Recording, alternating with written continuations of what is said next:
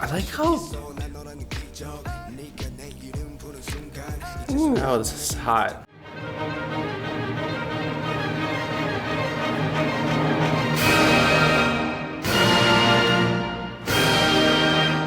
You're now reacting to the 7-member boy group GOT7 and their most recent 2019 comeback called You Calling My Name. Sorry. Although the lyrics talk about a relationship ending because of immaturity and stupid mistakes, the members describe this song as a love letter to their fans. Oh. It is because of their fans calling their name that they exist, and they can only continue to exist because of the fans. The video has a minimalist feel, but there is a lot of symbolism hidden throughout. The symbols that have gotten the most attention are the Korean characters Piup and Digut, which fans theorize is a Chinese symbol for the name Ming, broken apart. This could be a stylized version, or it could be symbolize the loss of identity without someone to call their name. The song is composed by Benjamin Ingrosso, David Brooke, Marco Guerrero, Luis Scuri, and the GOT7 member JB. 3, 2, 1, GOT7. 1 and 2 and.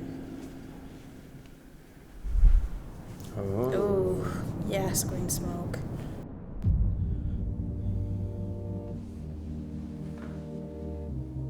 Ooh, I like those things in the background.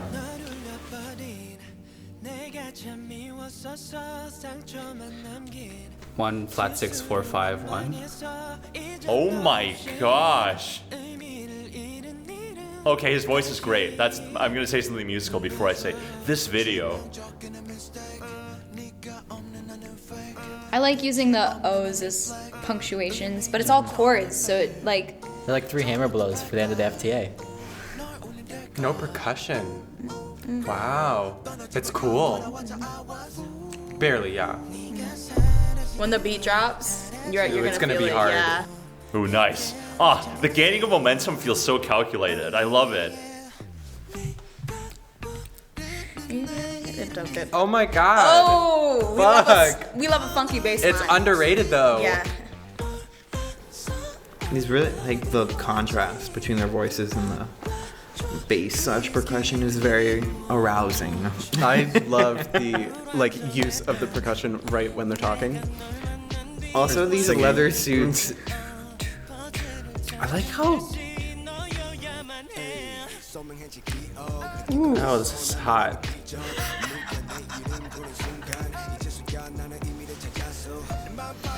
I think I'm falling in love. Oh, this is a very slow build. I like It's it. a very light texture and like very light Non-offensive. sonic palette. Not Yeah. in your face. It's not as aggressive. Yeah, I like that. Here it comes. What? It's Very not nice. the sleek. Yeah. Come on. They have a lot of really standard funk elements, like having that bass, dudum, and also the rhythm guitar playing that same chord over and over again with a very limp right hand, and then also really syncopated drums during the chorus. Bridge. Fuck it up.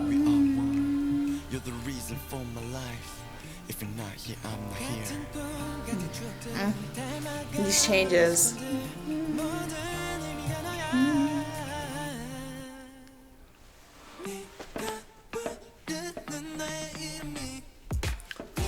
That was like the best delay I've ever heard in my life.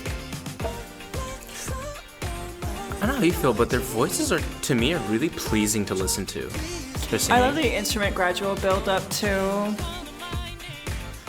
Ooh, did you see that little hip movement? Yeah.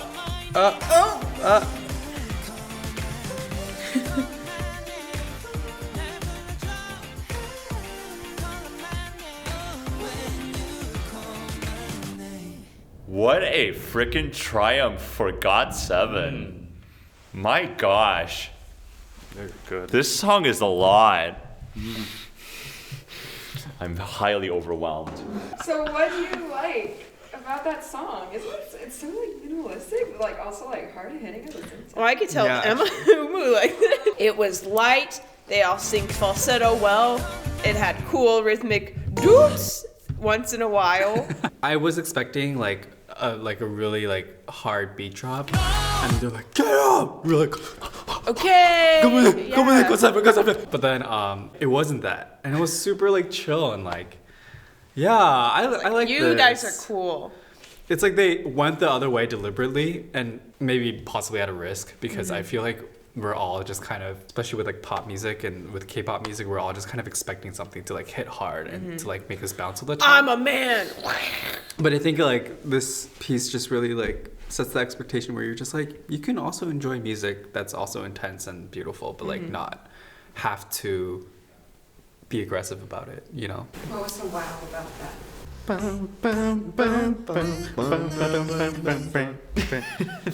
Wow, it's like stuck in my head. I'll just list all of the great things that I liked about it. So, catchy bass line, you know? I'm not against using simple things because it's fun. It's fun for everyone to listen to that. And when, you know, because when it's a little too complex, I get distracted, but when it's like really simple, then it's easy to like formulate an opinion and start off. And then they're all just really hot. And the leather suits along with the silk suits, along with like all of the different lighting and the very flirtatious, dare I say, dancing, I was just like all about it. And then all of the contrast that we got between the very low, like bouncy sounding percussion and then the like seemingly falsetto, maybe tenor voices, and then their rapper, they all have like this very like contrasty feel, and like it was all very like working for me. I don't like it when my artists talk to me in the middle of the song. I know it's supposed to be like sexy and intimate, and it's like he's whispering in your ear, but it's just creepy as hell when you don't actually like. It made me a little. I don't know who this is. You are my love. Yeah, no, that's like. Reason for my life. Dude, that speaking thing when he was like, "If you're not there, then neither am I," or like, "I don't exist," or whatever, gave me like flashes to those like there are gods, but like if nobody believes in the gods, and the gods just like cease to exist, kind of thing. Like that felt very like Santa. yeah. Like if you watched Rise of the Guardians, like there's like a whole thing where they're like Santa Claus won't exist anymore if people don't believe in Santa Claus. Wow. Like the whole point of those people existing is that people believe in them. So then like to kill Santa in Rise of the Guardians, like all you have to do is convince people that Santa isn't real. They're idols, but like, are they gods though? Like if people don't believe in them, if people don't want to listen to them, Okay, they don't so exist. To summarize what you're trying to say is GOT7 are gods. GOT7. Oh. Dude, the bass in this song slaps. You know how I know this? Zumba. My sister said this to me. She was like, listen to this, you'll love the bass. And I was like, Can you already kind of get some similarities? Yeah. Like stepping down bass. Bum, bum, bum, bum, bum.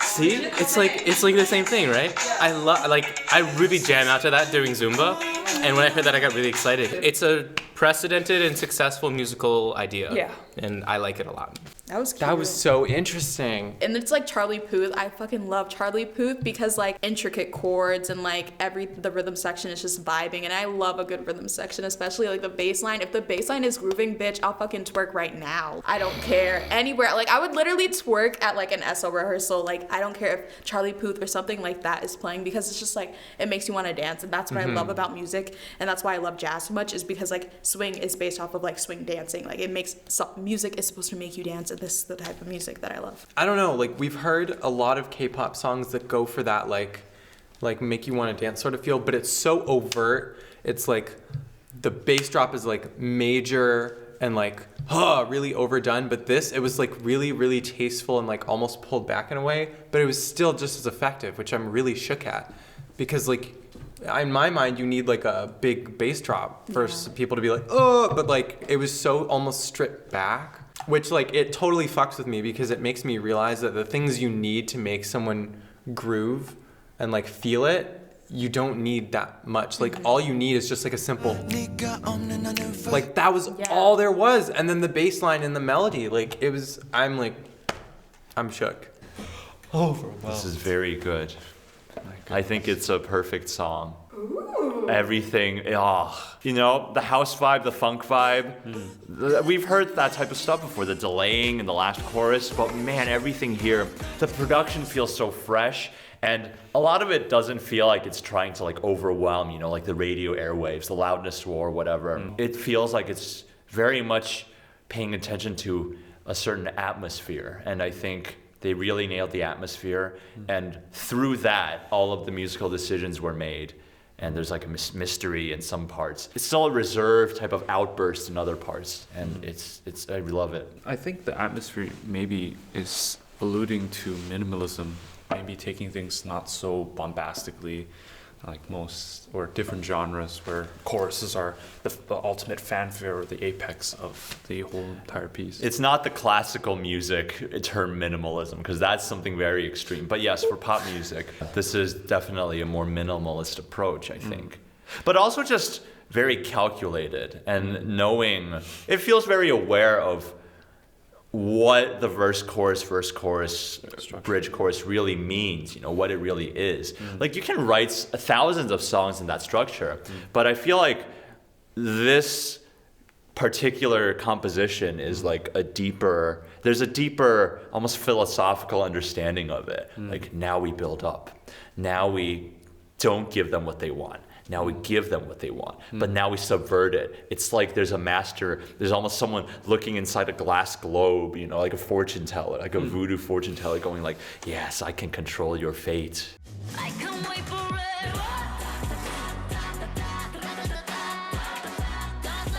forever. No, I do, but it's just like, oh. Wow, many surprises this morning.